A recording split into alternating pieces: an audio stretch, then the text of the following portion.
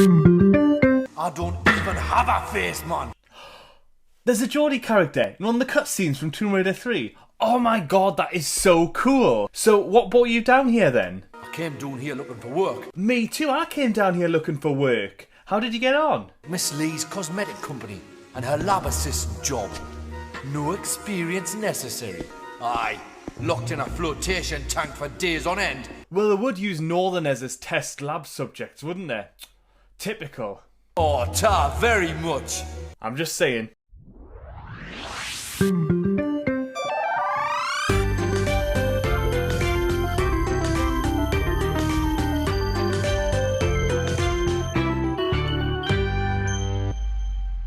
Hello once again and welcome back to my channel. Today we are going to continue on with our Tomb Raider top 5 levels, and today it's Tomb Raider 3. Let's get started.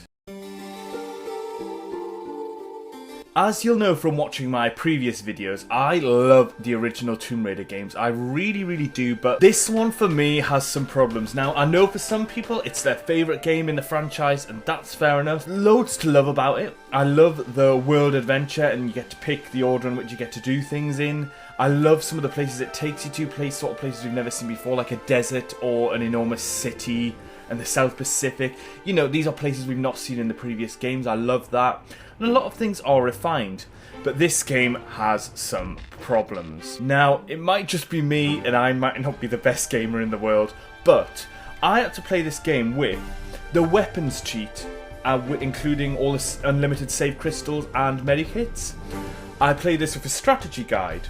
Even with a strategy guide, I had to look up YouTube videos. And even then, with all this, there were still times I was stuck on this game. I found it so difficult. I feel like the difficulty level was ramped up to such an extreme level. And I know a lot of people love that. I just didn't. Maybe I'm just a really bad gamer. Like, a lot of the time I couldn't tell what textures were what. Like, I didn't know if I could jump onto something or if I could go somewhere. Now look, I'm retro, through and through. I love old graphics, but when the graphical capability doesn't do what you need it to do to make something work, it just doesn't work, you know? Honestly, one of the biggest problems I had with this game was how dark it was. All the way through. I mean, I don't mind a game being a bit dark and having sort of dark corridors and mood lighting, but this was another level. I mean, I was constantly having to light a flare all the way through the game. It got really frustrating by the end of it.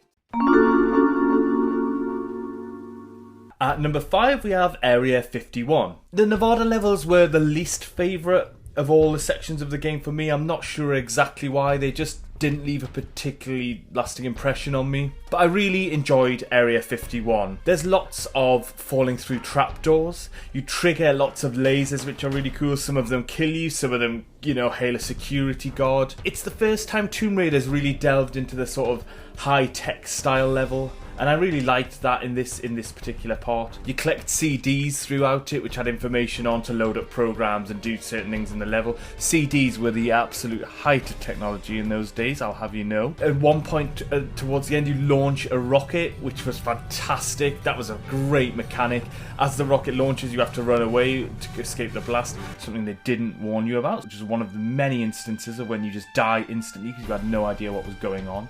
But it was still really cool. At the very end of the level, we had UFOs and a great big spaceship, which I loved. That sort of nod to the sci-fi again that Tomb Raider does. In the spaceship there's some great strange textures, and of course you collect the artifact there. And even with the spaceship, I did find this slightly underwhelming for the end of the Nevada section. It could have done with something a bit more to make it more memorable, being the end of this section of the game. But I still really enjoyed Area 51 and that step in a new direction with the high-tech elements. At number 4 we have the Temple Ruins, which is the second level in the game, and it's in the India section of the game. The level starts in the jungle, kind of similar to the previous level, which is really nice looking environment. Lots of greens, lots of shrubbery, waterfalls, and you climb up and amongst the trees, which you do again on this level. One of the things I do actually really admire about Tomb Raider 3 is how it uses the vertical axis of the level, so lots of going up and down, going up upper levels, which happens in this this level to get into the temple.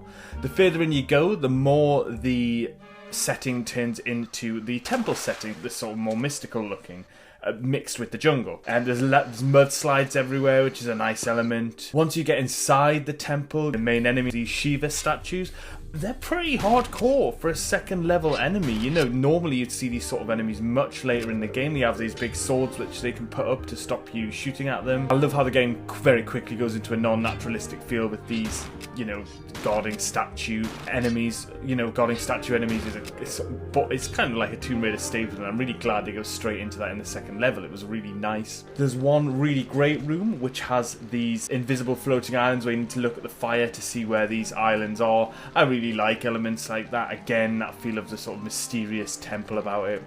Traps all over this level, lots of spike traps, spikes coming down, spikes coming out, and towards the end of the level you've got this sort of floating dead character. It's obviously something bad's happened to him in the temple. I like that. It's mysterious, it's mystical, it's all very Tomb Raider. This was a really great level. This is one of the times I don't actually mind the level being as difficult as it was, with it only being the second level. I actually like the challenge in this one. This is sort of the correct difficulty level. At number 3, we have the lost city of TINNOS. I really liked the transitionary feel of this level when you first go in as a mixture of sort of all the mining architecture. Slowly as you go on, it turns into the lost city. You know me, if you've seen my previous videos, I'm an absolute sucker for a sort of lost civilization feel to a level. I don't think this level had the same sense of vision or level of imagination that you got with Atlantis and the floating islands in the previous game. It kind of feels a little bit like a poor man's version of those, but saying that, it is still really effective and really ramping the game up as you go towards the end. And the enemies are cool. You've got these respawning wasps. I really like the respawning element. It's not something we'd seen before. It's frustrating when you're trying to get on a level and you've got these wasps keep coming at you, but it's a great idea. And then the enormous mutants are also really cool, quite difficult, quite challenging. I know we saw mutant creatures in the levels previous to this, but I would have loved to have seen more hardcore mutant enemies, a few different types, would have given this level a bit of variety as opposed to just one, and then these wasps. And towards the end you've got this great room which has this enormous pillar of light in the middle of it, and then 4 doors branching off with different elements in them: wind, earth, fire and water, with each of the rooms having a challenge relating to their element. This was great. Again, it made me feel a little bit like a hark back to St. Francis Folly from Tomb Raider 1. And it also had a bit of a look about Tomb Raider The Last Revelation with the Pillar of Light. Yeah, great level. Again, very, very, very challenging by this point. Very difficult. But yeah, it still has that classic sort of, it's nearly at the end of the game and you're going into somewhere otherworldly. At number 2, we have the Thames Wharf. London is my favourite part in this game. It always was. I mean, I live in London now, so I'm a little bit biased, but even when I used to live up in Newcastle, this was my favourite part of the game. Let's go have a look why. So you get these fantastic views of St. Paul's Cathedral. Oh, well, it kind of looks like St. Paul's. A little bit, maybe, sort of looks like St. Paul's. 90s graphics. Doesn't this look like something from Laura's home?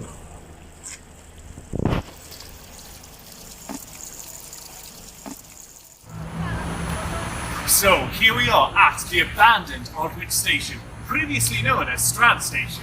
We're gonna head inside. I've got my old penny. That's just a bit of cardboard. Shut up, man, why are you ruining it? I've got my old penny. I've got my Lara Croft-sized rucksack, which contains at least 12 weapons and a load of medikits. Let's go on in. Oh, I forgot. This is Tomb Raider 3, which means there's a switch or lever miles away that will open this door. Also, when I push the switch or pull the lever, it won't even show me that this door is opened, which just makes the whole thing impossible, basically. This game, So my favourite level in London was Thames Wharf. I love just the game starting on the rooftops of London on what looks like a cold, wet night. You can see the lights of the city all around. You can see St. Paul's. I love trying to capture that sense of England and trying to capture London, because that is what London is like a lot of the time. I mentioned this with Temple Ruins. I really enjoy the vertical axis of the level. This level has a lot of going up and down, which is really challenging. Just a different way of playing the game, and I really like that particularly in this level. I love how in the derelict rooms at one point, there's light, the shards of light coming through the window, and it just looks fantastic. It really gives, I love that nighttime feel to this level. Later on in the level, it's reminiscent of our oil rig levels from Tomb Raider 2, but sort of the best bits of those, and I really like that. This might just be me, and I might just have a bit of an obsession with a childhood film, but this reminded me a little bit of Mary Poppins along the rooftops of London at night, and it's dark, and there's no one around. There's vastness to it, sort of dark bleakness to London, but that just might be a bit of an obsession with a childhood film. Feed the birds, tuppence a bag.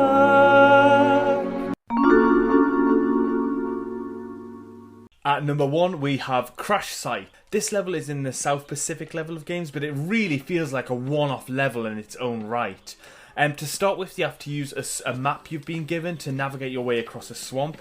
Great new mechanic, using something physical you've got in your inventory to navigate, which I loved. You reach a part where there's fog covering the low-level floor, and you see the first raptor emerging, coming for you. And just that feeling of dinosaurs are back. I love that. I don't mind that we've got dinosaurs again. I think it's really cool. There's 3 types of dinosaurs in this level. You've got these little baby lizardy sort of looking ones. You've got raptors. And the raptors are everywhere. They're much, much more difficult. And they're all over the level. There's one up in a tree. There's one inside a plane. There's one, a dead one hanging that you have to shoot. It falls into the river, and the piranhas go to attack that one, so you can then jump in the river and do what you need to do in there. I love elements like that. I love using the dinosaurs to trigger something else, which allows you to do something. And that's when Tomb Raider is at its absolute best. There's the most epic of all the T-Rex battles in this level. I loved it when you fall into that area to collect the key in its nest, and then it sort of comes, as you're leaving, it comes back at you. It's great. The T-Rex is much, much harder to fight in this. There's soldiers in this level from this crashed plane. There's soldiers helping fight the dinosaurs, and it just gives it this really cool, action-packed feel to it. The crashed plane is a fantastic set piece. It's located kind of in the middle of the level, so you have to go off and do things around it. It's just a great set piece. This enormous crashed plane. The ending to this level is absolutely brilliant, where you unlock this enormous rocket launcher out the back of this plane, and you use that to blow a wall in the side of the level to essentially escape the level and move on to the next bit. But you can also use the rocket launcher to attack a load of oncoming raptors at the very end. It was an absolute great level. It's everything that's great about Tomb Raider. I loved all the dinosaurs. I loved the soldiers helping you fight it. The plane. Everything about it I just loved. And that's why it had to be my favourite level. So that's my top 5 levels from Tomb Raider 3. I know I haven't given Tomb Raider 3 quite as glowing a report as I gave the original 2, but it's still a really, really good game. I just found the difficulty level really took me out of the immersion of it, so I'd be getting into it, then I'd hit a puzzle so hard I'd just lose the feel for the level, you know? But it's still great, and as usual, I'd love to see your top 5 levels. Thank you so much again. Please remember to like and subscribe. I will see you next time for something different. Till then, bye bye.